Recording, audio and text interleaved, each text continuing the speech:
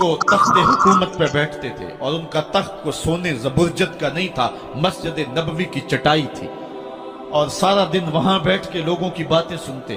और जब रात के अंधेरे गहरे होते उमर भेष बदल के मदीने की गलियों का गश्त करते। कहा तुम्हारे घर से धुआं निकल रहा है और बच्चे रो रहे हैं, उनको खाना क्यों नहीं देती? कहने लगी उमर की जान को रो रही।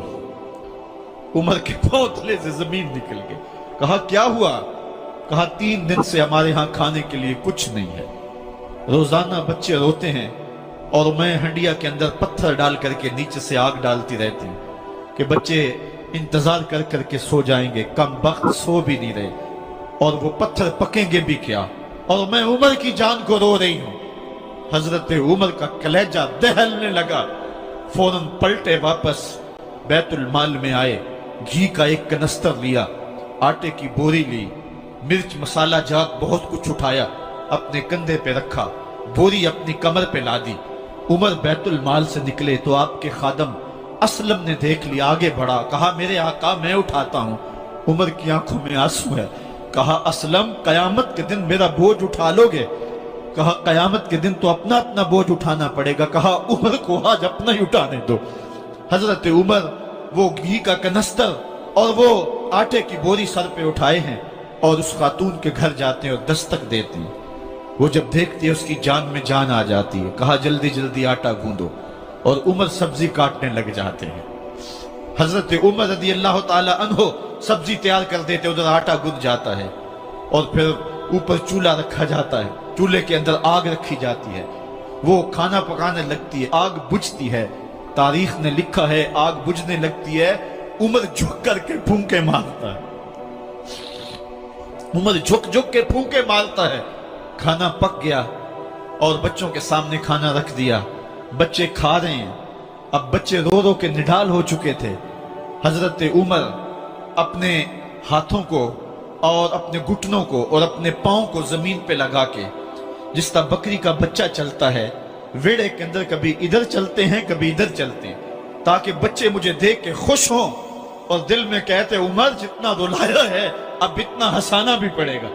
तो कभी उमर अमीरुल मोमिनीन, ये मैं किसी आज के जो है वो लोगों के वोटों पे मुंतखब होने वाले हुक्मरान की कहानी नहीं सुना रहा, मैं उस उमर की कहानी सुना रहा हूं जो 23 लाख मुरब्बा मील का हुक्मरान है, आधी दुनिया का बादशाह है।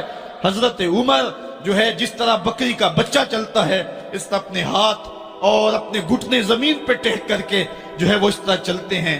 बच्चे उमर को देख के मुस्कुराते हैं। जब बच्चे मुस्कुराने लगे तो हजरत उमर ने उस खातून से कहा बुढ़िया उमर को माफ कर दे। उसने कहा तू इतनी हमदर्दी क्यों करता है? कहा उमर बेचारा बड़ा फंसा हुआ है, फिक्र है उसको यरमूक को, फुस्तात हुलवान की, जब फतह है मिस्र तो तैयारी है ईरान की, आते जाते वफद से मुलाकात भी करता होगा और शब को मालूम हालात भी करता होगा। कांटों में उलझी हुई बेचारे की जान है, नींद उसको भी आती है, आखिर वो इंसान है, मेरी बहन उमर को माफ कर दे। उसने कहा ना ना उमर की बात मेरे सामने न कर, कयामत का दिन होगा, उमर का गिरेबान होगा और मेरा हाथ होगा। जब उसने ये बात कही तो उमर बर्दाश्त न कर सके, बच्चों की तरह बिलक बिलक कर रोने लगे। कहा वो बदनसीब उमर तेरे सामने है, आज ही कहला जो कहना है, कयामत के दिन मुझे माफ रखना। उसने कहा तू उमर है? कहा बदनसीब उमर तेरे सामने खड़ा हूं। मेरे उमर कहते हैं अगर दजला के किनारे एक बकरी का बच्चा भी प्यासा मर गया उसका हिसाब भी उमर से लिया जाएगा। हजरत उमर निकले यरूशलेम में, एक ऊंट है एक गुलाम है, कभी वो सवार होता है कभी आप बारी मुकर्रर की है। जब करीब पहुंचे यरूशलेम के तो उमर की बारी नकेल पकड़ने की और गुलाम की बारी ऊपर सवार होने की आ गई। गुलाम ने कहा आका मैं मर्जी से अपनी बारी छोड़ता हूं, आप आ जाएं, दुश्मनों के मफतूहा इलाके में आ रहे हैं, ताजा ताजा इलाका फतह हुआ है, इस्लाम की शान और शौकत जाहिर हो। उमर ने कहा इस्लाम की शान और शौकत ऐसे जाहिर नहीं होती है, अपनी बारी पे तुम बैठोगे, अपनी बारी पे मैं बैठूंगा। लोग मुंतजर खड़े हैं। दूर से जब देखा कहा इसकी हैबत से कांपते थे हम, ये तो कोई हबशी लगता है, रंग काला है, होंठ मोटे हैं, इससे तो ज्यादा हसीन इसका गुलाम है जो आगे आगे चल रहा है। हजरत अबू उबैदा ने कहा धोखा खा रहे हो, ہمارا آقا وہ نہیں ہے جو اونٹنی کے اوپر سوار ہے، ہمارا آقا وہ ہے جو لگام تھامے آگے آگے چل رہا ہے۔ حضرت عمر رضی اللہ تعالیٰ عنہ کو آگے بڑھ کے جابیہ کے مقام پہ حضرت ابو عبیدہ بن جراح نے استقبال کیا، تو حضرت عمر آگے بڑھے اور انہوں نے آگے بڑھ کر کے حضرت ابو عبیدہ کے دونوں کندھوں پہ ہاتھ رکھا، اور سنو حضرت عمر نے کیا کہا لا الہ الا اللہ انا کنا اذل قوم فاعزنا اللہ بالاسلام، کہا کہ لا الہ الا اللہ، اے ابو عبیدہ بن جراح، ہم ایک ذلیل قوم تھے اور اللہ نے ہمیں اسلام کی وجہ سے عزت عطا کی ہے۔ اور میں تمہیں ایک تاریخ ساز بات کہنے لگا ہوں، اور وہ یہ ہے کہ جب تک ہم اس عزت والے اسلام کے دامن کو تھامے رہیں گے ہماری عزت قائم رہے گی، اور جب اسلام کے علاوہ کسی اور جگہ سے عزت ڈھونڈیں گے تو رسوا کر کے رکھ دیے جائیں گے۔ یہ ہے وہ خلاصہ جو حضرت عمر نے امتوں کے عروج و زوال کا بیان کیا ہے۔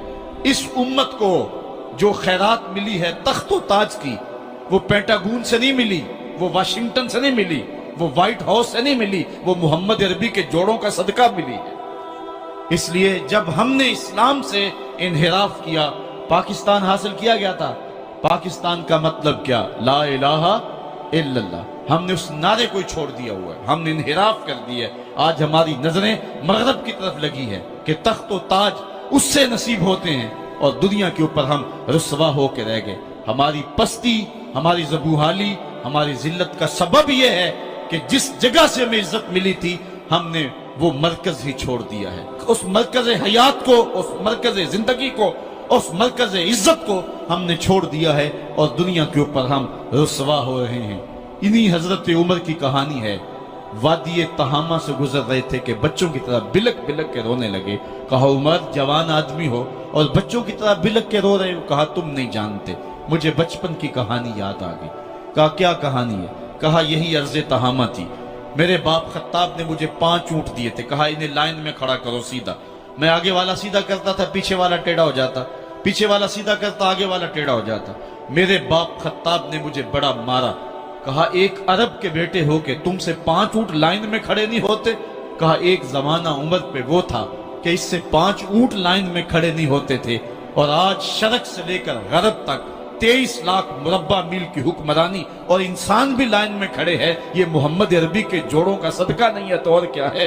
عمر سے تو 5 اونٹ لائن میں کھڑے نہیں ہوتے تھے۔